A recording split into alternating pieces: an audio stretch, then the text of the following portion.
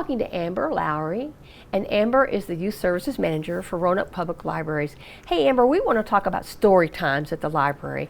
Tell us when those are and what kinds, who's your audience. Talk about those a little bit. Absolutely. So now that we've wrapped up the end of our summer reading program, children are getting back into their normal routine. Kids are going back to school, so we're starting our story times back up.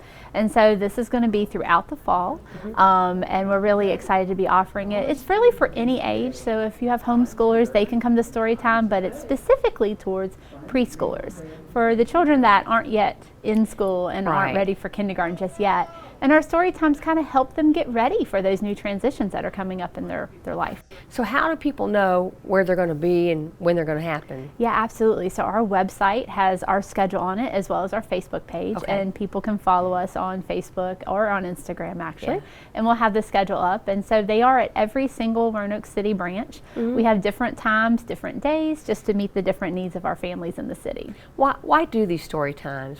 What's the purpose behind it? Yeah, story times are so fun for many reasons. First of all, we are trying to get our preschoolers ready for kindergarten, getting them school ready. So we're bringing in a lot of those elements that they're going to need to be successful students later on.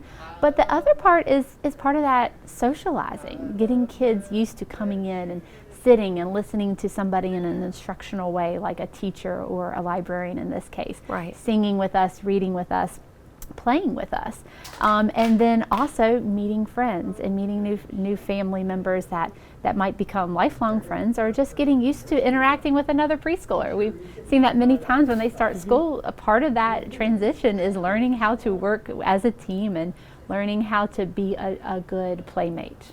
And also the parents come, and that's a good thing for kids and parents to do together, right? Yeah, it is. It's a great outing for a grandparent to bring their grandchild, or a parent to bring, or a neighbor, whoever's caring for the child, especially while all the big brothers and sisters go back to school. This is a fun activity that you can do together, a special time of sharing. And a lot of times when the parents come, or grandparents, they end up socializing just as much as the kids, and meeting other parents that have young children, and talking about things that their children are going through, whether it's potty training or seeing big brother and big sister go away to school, or it's just a really fun way for people of like interest to come and talk and then like a read stories. networking thing. It really is. Yeah. It is. And something else that I know the libraries wanted to talk about was the new schedule for after-school meals. Talk about that. Right. So we have different schedules for feeding during the summer. We usually focus more on breakfast and lunch feeding.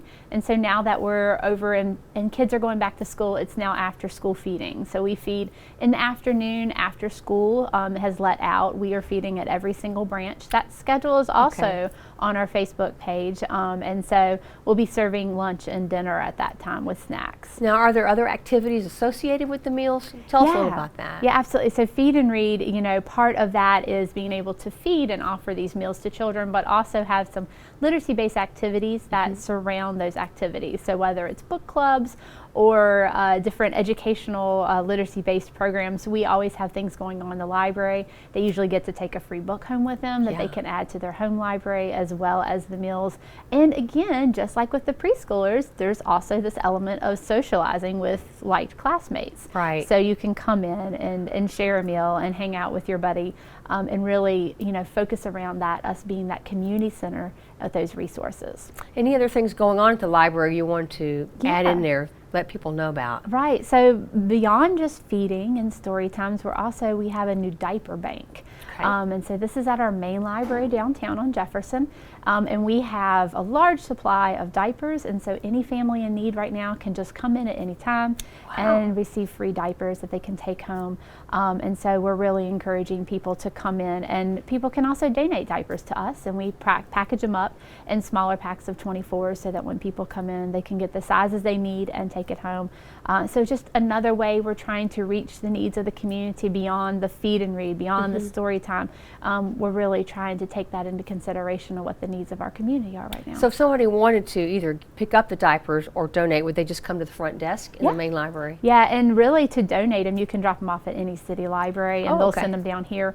And if you're at a community library, say you're at the Melrose Library or Williamson Road, and you really are in need of the diapers, you can let the front staff, there know, and we will send the diapers over to the location that's closest to the patron.